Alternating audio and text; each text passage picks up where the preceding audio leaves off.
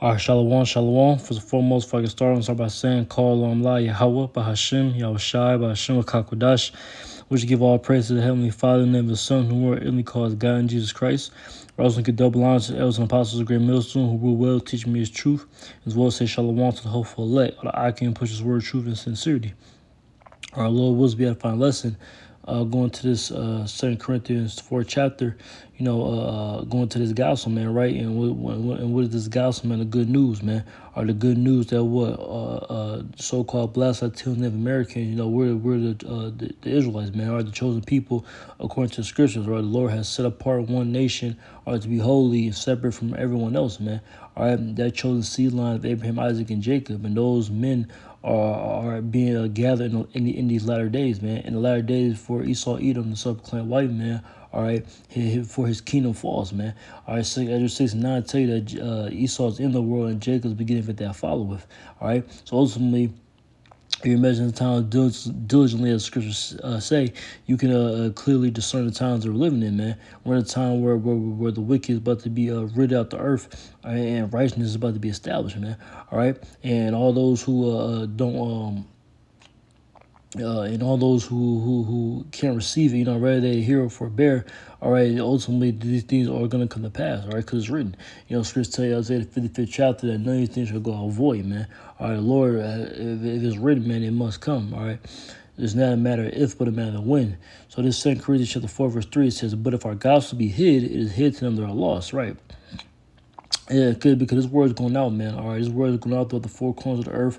All right, and in all different languages and tongues, man, kindreds. Are ultimately, there's no excuse for those who don't hear this, man. You got brothers teaching in multiple languages, brothers teaching sign language. All right, there's no excuse for all those who don't hearken to the truth. Brothers out there on the highways and byways, week in, week out, pushing these videos across the internet or across the web, or there's really no the Lord not leave any stones unturned, man. And that's the beautiful thing about it, is that ultimately the Lord is only gathering his elect, man. So everyone doesn't have to get it, man. All right, for all those who pull the shoulder, all right, they can just, those are they'll it wasn't for them ultimately, right? Ultimately, the Lord is only dealing with the small remnant, all right, the remainder of his of the nation of Israel, man. All right, so it's going to be a very small number of those who are actually going to receive deliverance and salvation in these times to come. All right, verse 4, it says, in whom the God of this world have blinded the minds of them which believe not, right? Who's God's world? Again, Esau, Edom, man. All right, he's in the power seat. All right, he's this physical counterpart of spiritual demon Satan, man. He's that third part of man that the Lord created, man. Those sons of the wicked, and ultimately, the earth been given to his hands, and his way has been pushed forth. Or his ideologies, or his beliefs, his doctrines, all right, and this is things our people take hold of, man. Our people constantly following after him and wandering after his ways, all right, and are completely consumed with his ways, man. All right, that's why they believe in all these different religions and Catholic Christianity, Catholicism, being Muslim, being Egyptologist, all these different all this different folly, man, that our people are into. And they don't have the truth, man. All right, they don't have the true understanding of the scriptures. All right, they don't know the name of the Heavenly Father, His Son. All right, they don't know that they don't understand the prophecies. They don't understand what's the history of our nation, of the whole entire planet, man. All right, they're just following after these all this everything that Esau just that he constructs in order to get people to just stay in that state of darkness, man, stay in that sleep, all right? But that marvelous light the Lord is calling us into, man, ultimately that's how we're able to see, or that's how we're able to actually get that, have that wisdom, as we have that understanding, as we know what the times that we're living in, what's going on, who our enemies are, man. Because that's a major stumbling block into our people, is not understanding that, yes, we do have enemies, man. All right, which you would think that would be obvious at this point, just knowing the history of Jacob, the so-called blacks, just knowing the history, with all the other nations, man.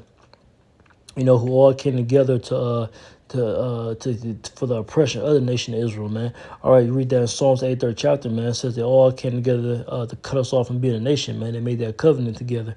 All right, and that's evident even to this now, all the way up to this day.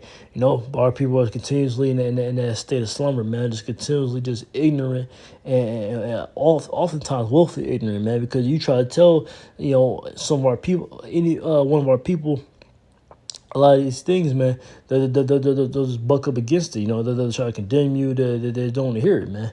They want to. They'll continue. They just want things to continue to be the way that it is, man. All right. It says, bring up verse 4. It says, "To whom the God of this world have blinded the minds of them which believe not, lest the light of the glorious gospel of Hamashiach, who is the image of the Most High, should shine unto them." Right. So the Lord, that glorious light, man, shine unto you, and you're not getting this understanding, man. Well, they're gonna be staying in that darkness, man.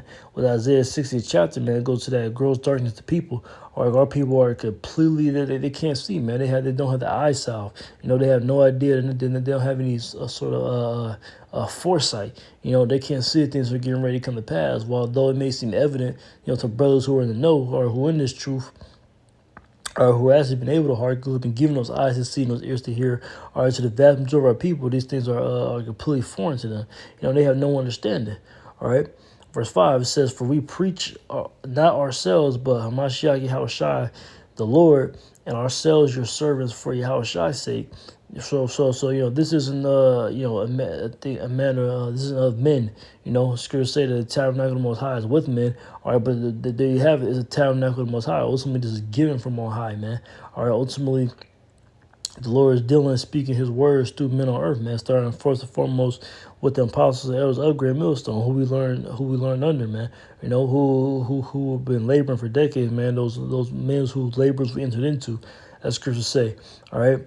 So ultimately, this is this is the will of the Lord being fulfilled, man. Ultimately, it was prophesied in the latter days that the spirit of life will enter into us, man, or into the prophets, man. They would actually be teaching, all right, and actually, we get that in Revelation 11. Because this is a major prophecy that's come to pass, man. And this is one of the main ways that we know the times we're living in. People always pose the question, well, how do you know you're in the end times? How do you know, people been saying that forever? Well, we know because this is one of the major prophecies, man. The fact that brothers out there is teaching this truth, and brothers getting this truth, as he having this knowledge, wisdom, understanding, is a sign, man. It's Revelation chapter 11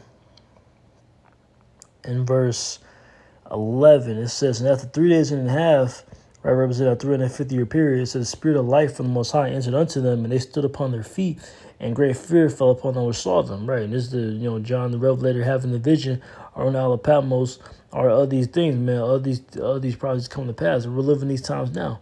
Or ultimately, he's seen this, or he's seeing us, getting that spirit of life into us, man. Knowing who we are, coming back to our heritage, coming back to our ways, understanding the history, man.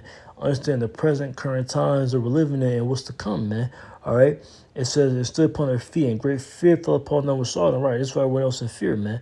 All right. And that's talking about chiefly, the heads of the nation of Edom, man. All right, because they're the ones who actually have, because they fully know, man. The lower level Edomites, and of course all the other heathen, man. There's very they don't have that as high of a level of understanding, man. But these top Edomites, man, all right, these Amalekites, man, that head tribe of Edom, all right, they know exactly what's going on. They know exactly what what's taking place on earth, man, and they're fearful, man. They completely and that's why I was going to say what we can jump over in the 12th chapter right here, Revelation 12 and 12. It says, "Therefore rejoice, ye heavens, and ye that dwell therein. Woe to the inhabitants of the earth and of the sea, for the devil is come down unto you, having great wrath, because he knoweth that he hath but a short time." Right, that's what he's going to do. He's getting ready to make this move.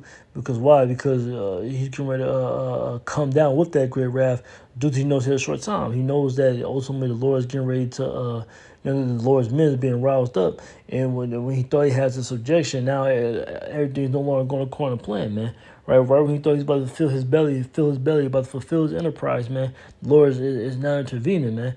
All right, sending his prophets out to forewarn of the things about to come, man. When them prophets on the scene, man, what, Jeremiah 28:8, the prophets have been before me and for the old, I prophesy against many countries and kingdoms, a war, evil, and pestilence, man. When the Lord sends his prophets out, man, it's to speak against a kingdom, man. And that means that kingdom's days are numbered, man. You know, and that's for America, all right? Babylon the Great in the scriptures, all right? The days of this place is numbered, man, all right?